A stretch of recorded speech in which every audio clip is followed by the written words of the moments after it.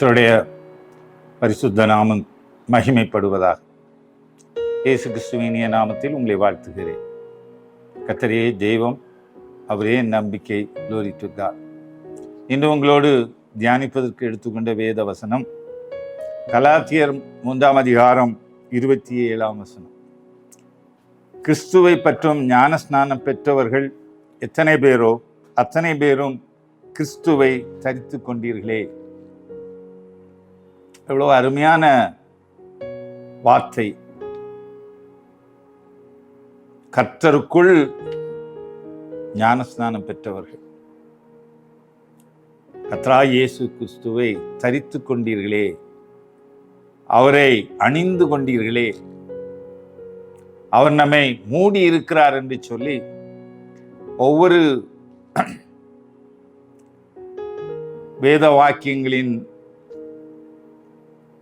அதை நாம் பிற மொழிகளிலே அதை படித்து பார்ப்போமானால், இயேசுவை நாம் அணிந்து கொண்டிருக்கிறோம், அவரை தரித்து கொண்டிருக்கிறோம், அவர் நம்மை மூடுகிறார் என்றெல்லாம் பார்க்கலாம். உபாகமம் 7:21 வசனத்திலே மோசே விதமாக சொல்லுகிறார் இஸ்ரவேல் ஜனங்களை பார்த்து, உங்கள் தேவனாகிய கர்த்தர் உங்களுக்குள்ளே இருக்கிறாரே. பாருங்கள், அன்று இஸ்ரவேல் ஜனங்களுடைய சகல ஜனங்களுக்குள்ளாக அவர் இருந்தார். எத்தனை லட்சம் பேர் புறப்பட்டு வந்தார்களோ அத்தனை பேர்களுக்குள்ளாக, அவர்கள் நடுவிலே, அவர்களை சூழ்ந்து அவர்களை முற்றிலுமாக மூடிக்கொண்டிருந்தார் சேனைகளின் தேவனாகிய கர்த்தர். இன்று நம்முடைய ஞானஸ்நானம் என்று சொல்லும் பொழுது ரோமர் 6:6 விதமாக கூறப்பட்டிருக்கிறது, நாம் இனி பாவத்துக்கு ஊழியம் செய்யாதபடிக்கு பாவ சரீரம் ஒளிந்து போகும் பொருட்டாக நம்முடைய பழைய மனுஷனை அவரோட கூட சிலுவையில் அறையப்பட்டதென்று அறிந்திருக்கிறோம். இதே ரோமர் 6:5 வீதமாக ஞானஸ்நானத்தை பற்றி கூறியிருக்கிறது. அவனுடைய விளக்கம், ஆதலால் அவருடைய மரணத்தின் சாயலில் நாம் இணைக்கப்பட்டவர்களானால் அவர் உயிர்த்தெழுதலின் சாயலும் இணைக்கப்பட்டிருப்போம்.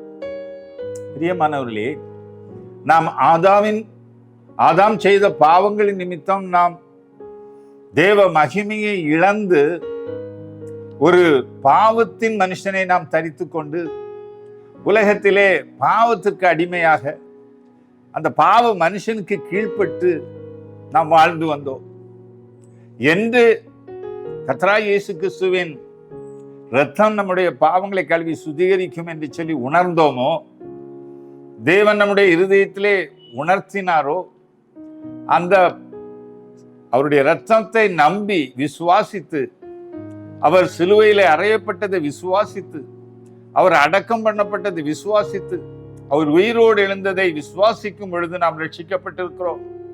அந்த பழைய மனுஷனை நாம் களைந்து போட்டோம். ஆனால் அந்த பழைய மனுஷன் மறுபடியும் நம்மை தொடர்ந்து அவனுடைய அடிமைத்தனத்திற்குள் நம்மை நடத்தக்கூடாது. நாம் தேவனுடைய மரணத்தின் சாயலில் இணைக்கப்பட்டு அவர் உயிரோடு எழுந்த சாயலில் நாம் இணைக்கப்பட்டிருப்போமானால், அந்த ஞானஸ்நானத்தினாலே நாம் பிறந்திருப்போமானால், அந்த பழைய மனுஷன் நம்மை தொடர்வதில்லை. நாம் புதிய மனுஷனை தரித்து கொண்டிருக்கிறோம், தேவ நீதியை தரித்து கொண்டிருக்கிறோம், இயேசுவை தரித்து கொண்டிருக்கிறோம். இயேசு நம்மோடு இருக்கிறார், இயேசு நம்மை மூடிக்கொண்டிருக்கிறார். அந்த இஸ்ரவேல் ஜனங்களுக்குள்ளே இருந்தார். அவர் இஸ்ரவேல் ஜனங்களுக்குள்ளே இருந்தபடியினாலே அவர்களுடைய வாழ்க்கையில அற்புதங்களும் அதிசயங்களும் தொடர்ச்சியாக நடந்தது. அவர் சொன்னார், மனுஷன் அப்பத்தினாலே மாத்திரமல்ல, தேவனுடைய வாயிலிருந்து புறப்படுகிற ஒவ்வொரு வார்த்தையினாலும் பிழைப்பான் என்று சொல்லி அவர்கள் அறியாத மன்னாவை அவர்களுக்கு கொடுத்தார். அந்த 7 அதிகாரம் 8 அதிகாரம் 9 உபாகமத்தை நீங்க படித்து பார்ப்பீர்களானால் மோசே சொல்லுகிறான், அவர் உங்கள் நடுவில் இருந்து அவர் எவ்விதமாய் அந்த வனாந்தர வாழ்க்கையிலே அவர்களோடு இருந்தார். அவர்களுக்கு தாகம் தீர்க்க தண்ணீரை கொடுத்தார். அவர்களுக்கு மன்னாவை போஷித்தார். காடைகளை வரவழைத்து அவர்களை திருப்திப்படுத்தினார். அவர்களுக்கு முன்னாக சென்று கோணலானவைகளை செவைப்படுத்தினார். வனாந்தர வழியிலே பாதைகளை உண்டு பண்ணினார். அவாந்தர வழியிலே ஆறுகளை உண்டு பண்ணி அவர்களை போஷித்தார். அவர்களோடு இருந்து பட்சிக்கிற அக்கினியாய் அவர்களோடு இருந்து அவருடைய எதிரிகளை அழித்தார். அவர்களுடைய கால்கள் பழைய வீக்கம் காணவில்லை. அவருடைய வஸ்திரங்கள் பழமையாய் போகவும் இல்லை. அவர்களுக்கு பலன் உண்டாயிருந்தது. 40 வருடம் அந்த வனாந்தர வாழ்க்கையிலே அவர்கள் பலத்தோடு கடந்து வந்தார்கள். சத்துரு அவர்களை மேற்கொள்ள முடியவில்லை. பிரியமானவர்களே, நம்முடைய வாழ்க்கையிலே இயேசுவை நாம் தரித்திருப்போமானால் அவர் நம்மை விசாரிக்கிறவர் என்று 1 பேதுரு 5ஆம் அதிகாரத்திலே சொல்லப்பட்டிருக்கிறது. அவர் உங்களை விசாரிக்கிறபடியினாலே உங்கள் கவலைகளை எல்லாம் அவர் மேல் வைத்து விடுங்கள். எதற்கு கவலைப்படுகிறோம்? ஒவ்வொரு நாளும் மனுஷ வாழ்க்கையில கவலைகள் உண்டு, தேவைகள் உண்டு, பாதுகாப்பு வேண்டும். நம்முடைய வாழ்க்கையில நோய்கள் குணமாக வேண்டும். அவர் ஒருவரே நமக்கு வேலை கொடுக்க முடியும். இஸ்ரவேல் ஜனங்களுக்கு அவர் பாதுகாப்பின் அரணாயிருந்தார். ஏசாயா 52ஆம் அதிகாரம் 2ஆம் வசனம் அவ்விதமாக கூறுகிறது. கர்த்தர் உங்களே முன்னே போவார், இஸ்ரவேலின் தேவன் உங்கள் பிறகே உங்களை காக்கிறவராய் இருக்கிறார். அவர்களுக்குள்ளே அவர் இருந்தபடியினால் அந்த வனாந்தர வாழ்க்கையிலே அவர்தான் அவர்களுக்கு முன்னாக சென்றார். அக்கினி ஸ்தம்பமாய் மேக ஸ்தம்பமாய் அவர் அவர்களுக்கு முன்னும் பின்னும் இருந்தார். இஸ்ரவேலின் தேவன் அவர்களுக்கு பின்னே அவர்களை காத்து வந்தார். ஆகவேதான் சங்கீதக்காரன் சொல்லுகிறான், சங்கீதம் 121:5, கர்த்தர் உன்னை காக்கிறவர், கர்த்தர் உன் வலது பக்கத்திலே நிழலாய் இருக்கிறார் என்று சொல்லி. பிரியமானவர்களே, நம்முடைய வாழ்க்கையிலும் நம்முடைய ஆவி ஆத்ம சரீரம் காக்கப்பட வேண்டும். நம்முடைய ஆவி ஆத்ம சரீரம் நோய்பட்டு அவை எல்லா போஜனங்களையும் நாம் அரோசிக்கிறவர்களாய் மாறிவிடக் கூடாது. நம்முடைய வாழ்க்கையில ஒரு வெற்றி உள்ள வாழ்க்கை, நம்முடைய கால் வீங்கி போகக்கூடாது, நமக்கு நோய் வரக்கூடாது. நம்முடைய வாழ்க்கையிலே நம்முடைய காரியங்கள், நம்முடைய ஆவிக்குரிய வாழ்க்கையில் பழமையாய் போய்விடக்கூடாது. 40 வருஷம் அவர்களுடைய வஸ்திரங்கள் பழமையாய் போகவில்லை. நம்முடைய ரட்சிப்பின் வஸ்திரம், நீதியின் வஸ்திரம் ஒவ்வொரு நாளும் புதுப்பிக்கப்பட வேண்டும். இது வேண்டும் என்று சொன்னால் தேவனை நாம் தரித்து கொண்டிருக்க வேண்டும். தேவன் நம்மோடு இருக்க வேண்டும். தேவன் நம்மை மூடி இருக்க வேண்டும். தேவனை நாம் அணிந்திருக்க வேண்டும். இதைத்தான் பவுல் சொல்லுகிறார். அவர் போஷிக்கிற தேவன். மத்தேயு, மார்க்கு, லூக்கா, யோவானை படித்து பாருங்கள். அவர் எத்தனை அதிசயங்களை செய்தார். 5 அப்பங்கள் 2 மீன்களை கொண்டு 5000 பேரை போஷித்தார். உன்னை போஷிக்க மாட்டாரா? ஐயோ வறுமை, விலைவாசி கூடிவிட்டதே, என்னுடைய பிள்ளைகளுக்கு நான் தேவையானவைகளை சந்திக்க முடியவில்லை, நான் சம்பாதிக்கிற பணம் எனக்கு தேவை, சந்திக்க முடியவில்லை என்று அங்கலாக்கிறாயோ? தேவனை தரித்து கொண்டிரு, தேவன் அதிசயத்தை செய்வார். உபாகமத்தில் 28ஆம் அதிகாரத்தில் சொன்னது போல உன் மாப்பிசையின் தொட்டியும் உன் எண்ணெய் கலசமும் ஆசீர்வதிக்கப்பட்டிருக்கும். நீ பட்டணத்திலும் ஆசீர்வதிக்கப்பட்டிருப்பாய், புறம்பையும் ஆசீர்வதிக்கப்பட்டிருப்பாய். நீ உன்னுடைய ஜனங்கள் ஆசீர்வதிக்கப்பட்டிருப்பார்கள், தேசத்திலே மகிமையாயிருப்பாய். உன் கற்ப பிறப்புகள் பெருகும், உன் மிருக ஜீவன்கள் பலனை கொடுக்கும். ஒரு வழியாய் வருவார்கள், 7 வழியாய் ஓடி போவார்கள் உன் சத்துருக்கள். உன்னை அவர் வாளாக்காமல் தலையாக்குவார். உபாகமம் 1ஆம் அதிகாரம் 28ஆம் அதிகாரம் 1 முதல் 15 வசனங்களை படித்துப்பார். 11 விதமான ஆசீர்வாதங்களை அவர் வைத்திருக்கிறார். இயேசுவை நீ தரித்து கொண்டிருப்பாயானால் உன்னுடைய வாழ்க்கையில ஜெயம் உண்டு. இயேசுவை தரித்து கொண்டிருப்பாயானால் உன் வாழ்க்கையில நீருற்று உண்டு.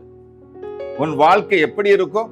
சங்கீதத்தில் 1ஆம் சங்கீதத்தில் சொன்னது போல நீர்க்கால்களின் ஓரமாய் நடப்பட்டு தன் காலத்தில் கனியை தந்து இலையுதிராது இருக்கிற மரத்தை போல் இருப்பாய். நீ செய்வதெல்லாம் வாய்க்கும். அவர் அவாந்தர வழியிலே ஆறுகளை உண்டு பண்ணுகிற தேவன். உன்னுடைய வாழ்க்கையில தவித்து நிற்கிறாயோ? நான் என்ன செய்வேன், எல்லாவற்றையும் இழந்து விட்டேனே என்று சொல்லி தவிக்கிறாயோ? தேவன் உனக்கு நீரூற்றுகளையும் ஆறுகளையும் உண்டாக்குவார்.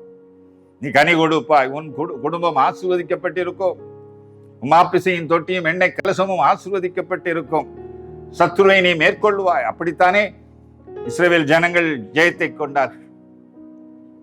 அவர் உன்னை குணமாக்குகிற தேவன். மத்தேயு, மார்க்கு, லூக்கா, யோவானில் படித்து பார்ப்போமானால் இயேசு எவ்வளவு அதிசயங்களை செய்தார். இறந்து போன லாசரு எழுப்பவில்லையா? கர்த்தர் உனக்கும் செய்வார். ஏன் பயப்படுகிறார்? அவரை தரித்து கொண்டிரு. பழைய மனுஷனை களைந்து புதிய மனுஷனை தரித்து கொண்டிரு. இயேசுவை தரித்து கொண்டிரு.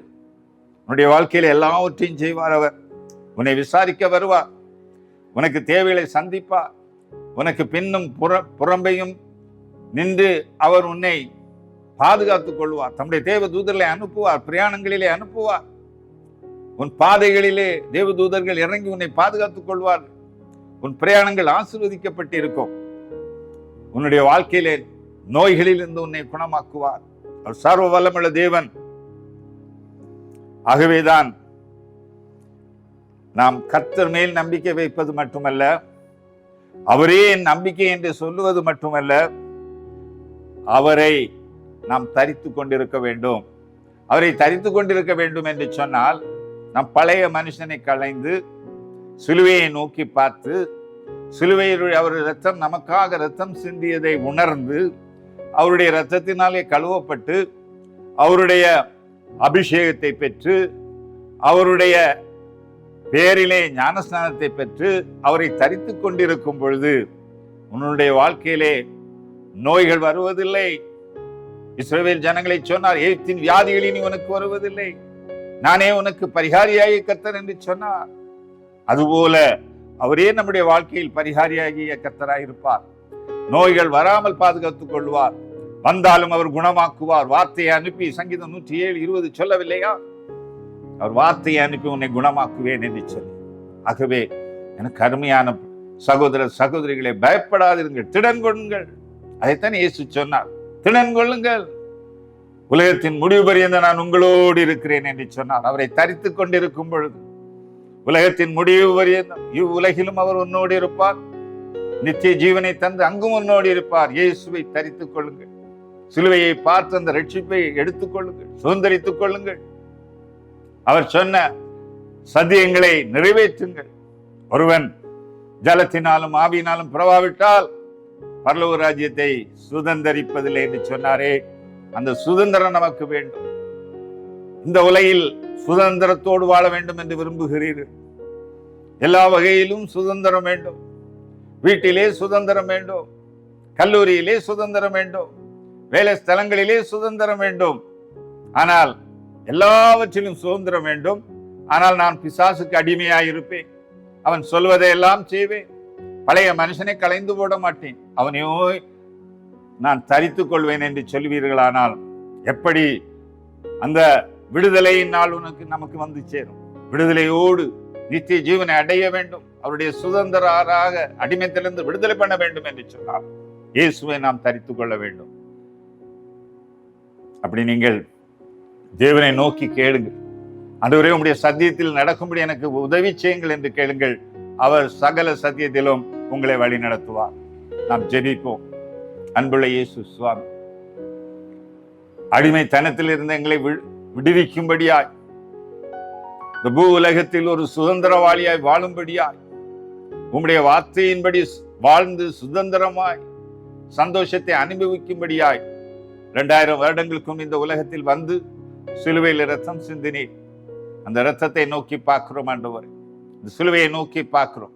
இந்த செய்தியை கேட்டிருக்கிற ஒவ்வொரு சகோதர சகோதரிகளுக்கும் ரட்சிப்பு உண்டாவதாக.